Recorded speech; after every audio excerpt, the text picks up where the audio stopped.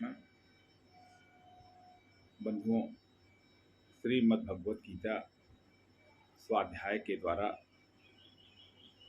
श्रीमद् भगवत गीता के चिंतन के द्वारा जीवन में परिवर्तन संभव है। श्रीमद् भगवत गीता की दृष्टि से हम समाज के अंदर एक सकारात्मक परिवर्तन ला सकते हैं, यह विश्वास होना चाहिए। क्योंकि जैसी आपकी दृष्टि होगी वैसा ही आपका जीवन दर्शन होगा, और जैसा आपका जीवन दर्शन होगा वैसा आपका प्रदर्शन होगा। तो हम सब लोग निरंतर कर्मशील हैं और अपने कर्म के द्वारा अपने जीवन के लक्ष्य को प्राप्त करना चाहते हैं, सुखी और संपन्न बनना चाहते हैं, यश, वैभव और गौरव चाहते हैं। लेकिन जो कर्म कर रहे हैं उसकी प्रेरणा क्या है, उसका विज्ञान क्या है, वो सब बातें श्रीमद् भगवत गीता में भगवान ने अर्जुन के माध्यम से हम सब लोगों को बताई हैं। ज़रूरत इस बात की है कि हम स्वाध्याय का संकल्प लें और गीतामृत का पान करें। आइए आज श्रीमद् भगवत गीता के 18वें अध्याय के दूसरे श्लोक का पाठ करते हैं, जो इस प्रकार से है। श्री भगवानुवाच काम्यानां कर्मणां न्यासं सन्न्यासं कवयो विदुः सर्वकर्मफलत्यागं प्राहुस्त्यागं विचक्षणा। श्री भगवान बोले, हे अर्जुन, पंडित जन, ऋषि जन काम्य कर्मों के त्याग को सन्यास कहते हैं, और विचक्षणा यानी विचार कुशल लोग सभी कर्मों के फल के त्याग को त्याग कहते हैं।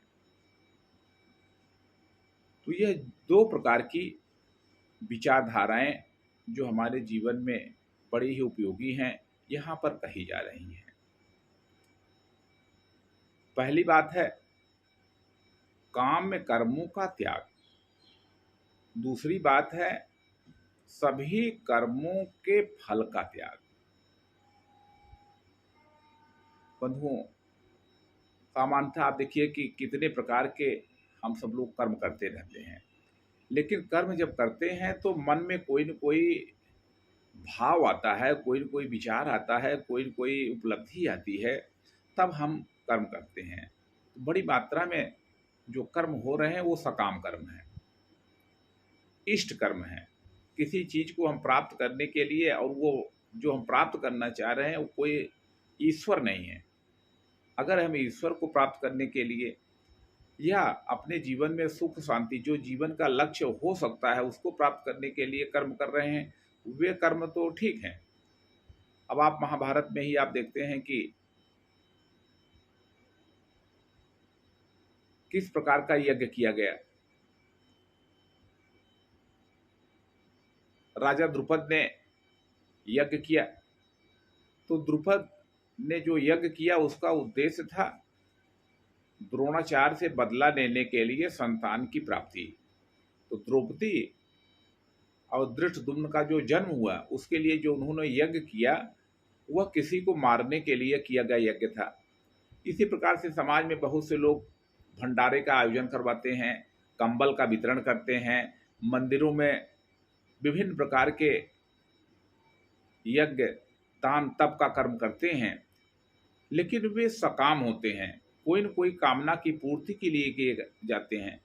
तो जो कर्म कामना की पूर्ति के लिए किए जाते हैं वे हमें कर्मों के बंधन में बांध देते हैं। इसलिए यहाँ बात ये कही जा रही है कि सकाम कर्म हैं, उनको अगर हम त्याग दें तो हमें बंधन से मुक्ति मिल सकती है। और जो दूसरी बात है कि जितने हम कर्म कर रहे हैं, कर्म तो छोड़ा नहीं जा सकता है, लेकिन हम कर्मों के फल का त्याग कर दें तो हमें कर्मों के बंधन से मुक्ति मिल सकती है। तो इसलिए श्रीमद् भगवत गीता में एक ये बड़ी विचारधारा है कि देखो कर्म तो त्याग नहीं किया जा सकता है, कर्म कम किए जा सकते हैं, एक लिमिट में कम हो सकते हैं, लेकिन यदि ये विचारधारा अपनाई जाए कि हमें निष्काम कर्म करना है, कर्म तो निरंतर करना है, लेकिन कर्मों के दुष्प्रभाव से बचने के लिए, कर्मों के द्वारा उत्पन्न पीड़ा और कष्ट जो हमें मिलता है उससे बचने के लिए यदि हम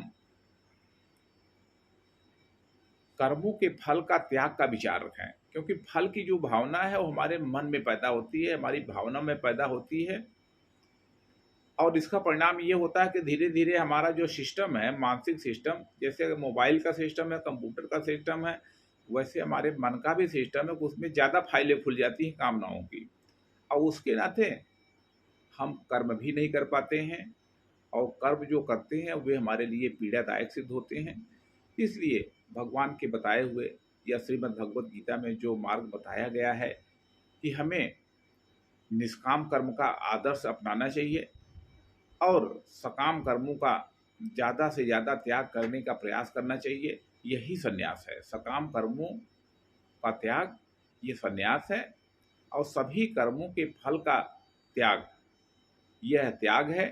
इन दोनों बातों के समन्वय का काम श्रीमद् भगवत गीता में किया गया है।